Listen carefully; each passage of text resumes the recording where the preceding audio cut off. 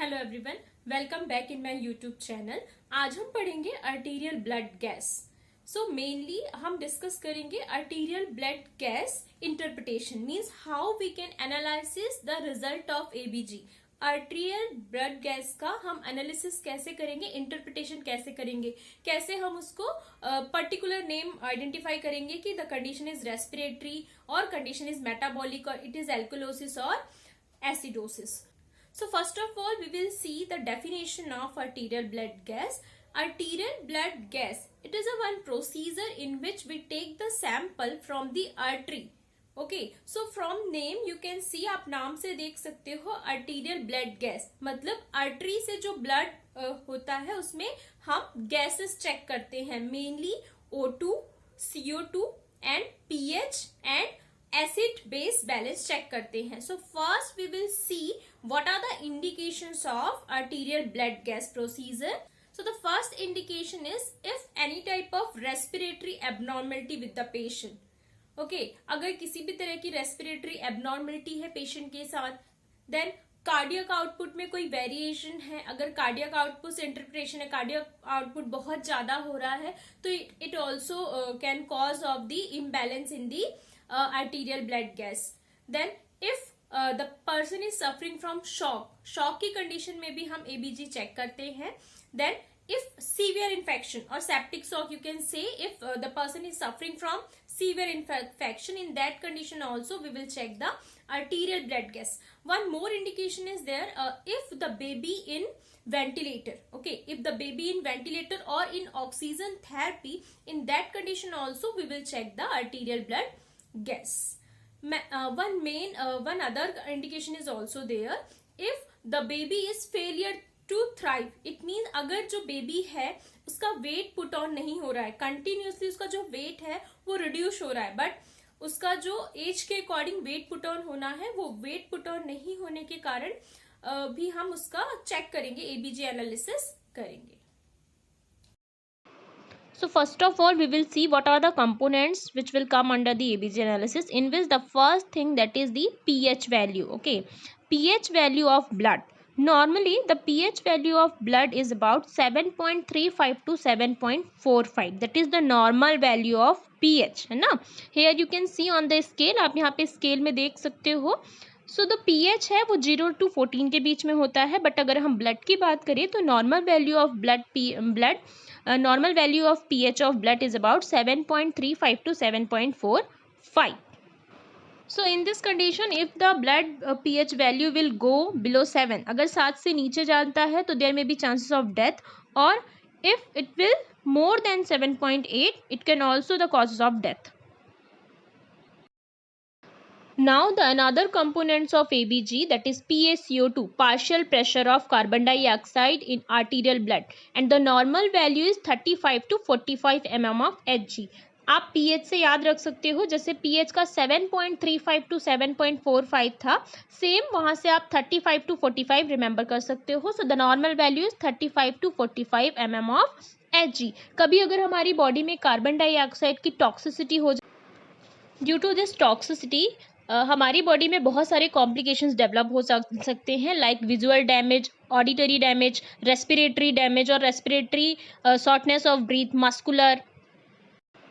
So likewise you can see in the image here, you can see the condition of hypercapnia, means अगर 45 mm of Hg से जो value है वो ज़्यादा होती है तो उस कंडीशन को हम हाइपरकैप्निया कहते हैं, means hypoventilation. Because of this, you can see the symptom in the patient like hypoventilation, tachycardia, diaphoresis, restlessness. So all these complication, all these symptoms which are related to hypercapnia in the body due to increased level of PaCO2. Now the next component of ABG, that is bicarbonate or HCO3. Okay, HCO3 is a byproduct of body's metabolism. Okay, body के metabolism से जो carbonates release होते हैं, that is SCO3. Blood brings bicarbonate to lungs and then it exhaled as carbon dioxide oxide, okay. Metabolism होने के बाद जो bicarbonates है वो लंग्स में आएगा और लंग्स के थ्रू वो during the aspiration it will release from the body, it will excrete from the body and kidney will also help, kidney भी इस बाइकार्बोनेट को निकालने में हेल्प करती है in the form of urine और sometime it can reabsorb if body is needed in that time it is reabsorbed, अगर body में लग रहा है कि इसकी कमी है तो वो बॉडी में reabsorbed हो जाती है with the help of kidney.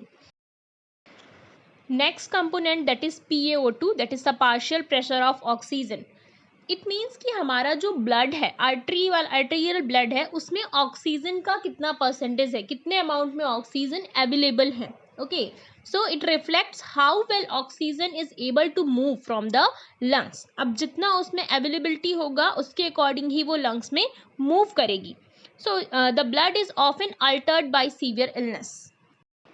So in next we will move on the condition is acidosis or alkalosis, metabolic or respiratory, compensated or partial or uncompensated. Before proceeding on, we will give quick reviews on normal values. Here you can see the normal values of all components. So here you can see one diagram which is related to acidosis or alkalosis. यहाँ पे अभी अगर normal value 7.35 और 7.45 के बीच में होती है pH की, तो अगर 7.35 के नीचे अगर वैल्यू जाती है तो that means the condition is acidosis और 7.45 के ऊपर जाता है तो कंडीशन इज एल्केलोसिस. ठीक है.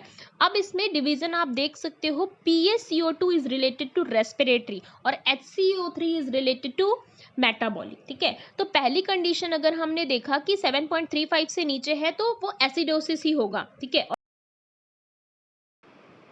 So the first condition, if the pH is low and high PaCO2, so that condition is respiratory acidosis. Second condition, if pH is low but the HCO3 is also low, so condition is metabolic acidosis. Third condition is high pH plus low PaCO2 means third one, so condition is respiratory alkalosis. And fourth one, high pH plus high CO2, the condition is metabolic alkalosis. यहाँ पे आपको एक चीज ध्यान रखना है, PaCO2 is always related to respiratory और HCO3 related to metabolic. उसके अकॉर्डिंग अगर 7.35 से है कम है तो एसिडोसिस और 7.45 से ज़्यादा है तो alkalosis. On the basis of this you can write the name.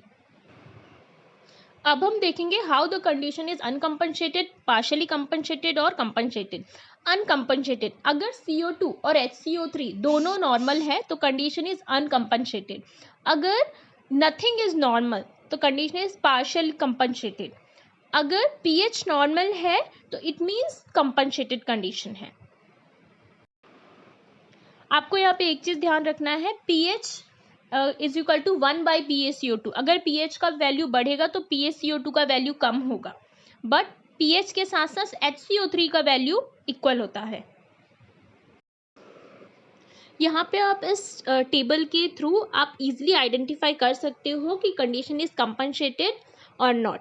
तो यहाँ पे सबसे पहले अगर pH का वैल्यू लेस देन 7.45 है, वाइट वन से स्टार्ट करेंगे, 7.45 से कम है बट PaCO2 और HCO3 दोनों इंक्रीज है. हमने देखा है कि जब जो pH है 7.45 से अगर pH कम होता है बट PaCO2 यहाँ पे बढ़ रहा है तो इट मीन्स अपोजिट डायरेक्शन में दोनों का वैल्यू है, तो द कंडीशन इज रेस्पिरेटरी, है ना. हमने अभी पढ़ा था कि pH के अपोजिट PaCO2 रहेगा तो condition is respiratory. So that's why the condition is compensated respiratory acidosis. Okay. अगर 7.45 से pH की वैल्यू ज़्यादा है और हमने देखा है कि HCO3 और 7.4 दोनों क्या होते, इक्वल होते, बट यहाँ पे 7.4 अगर बढ़ रहा है तो PaCO2 कम हो रहा है, so the condition is respiratory. Okay. So compensated respiratory alkalosis. Alkalosis क्यों? क्योंकि 7.4 से ज़्यादा है. सेम अगर हम 7.4 से कम वैल्यू है pH की, at the same time HCO3 भी कम है, it means the condition is acidosis, metabolic acidosis. Okay, the next value more than 7.4 pH but HCO3 is also increased. दोनों सेम है, हमने देखा है कि pH सेम HCO3 के होता है तो condition is metabolic alkalosis. Here you can see the example. by using this method you can easily make the diagnosis of the patient. In this, the first, that is the pH value is 7.13, means the pH is low or less from normal, and PaCO2 is high, okay, and PaHCO3 is normal. So you can see both are opposite in direction. pH कम हो रहा है तो PaCO2 बढ़ रहा है, so the condition is respiratory. And next condition, pH बढ़ा हुआ है, PaCO2 कम है, ये भी क्या है, अपोजिट डायरेक्शन में है, तो कंडीशन इज रेस्पिरेटरी. और pH की वैल्यू बढ़ी है, that is alkalosis. But here आप देख रहे हो तीनों ही वैल्यू एबनॉर्मल है, so the condition is partially compensated. पहले वाले में हमने अनकंपनसेटेड देखा क्योंकि pH की वैल्यू नॉर्मल नहीं है बट एक वैल्यू नॉर्मल है, that's why it is uncompensated. Second में तीनों वैल्यू अब नॉर्मल है, so the condition is partially compensated. Third one में pH नॉर्मल है एंड PaCO2 डिक्रीज है, PaCO3 भी डिक्रीज है, बट pH नॉर्मल है, मतलब दोनों वैल्यू ने PaCO2 एंड HCO3 दोनों ने एडजस्टमेंट किया और pH को नॉर्मल लेके आया, that's why it is fully compensated. So overall हमें एक चीज़ ध्यान रखना है, अगर pH की वैल्यू नॉर्मल है तो कंडीशन कंपनसेटेड होगी, फुली कंपनसेटेड होगी, मतलब PaCO2 और HCO3 दोनों ने एडजस्टमेंट करके pH को नॉर्मल किया. अगर हमारा फर्स्ट प्रायोरिटी होना है pH को नॉर्मल करना.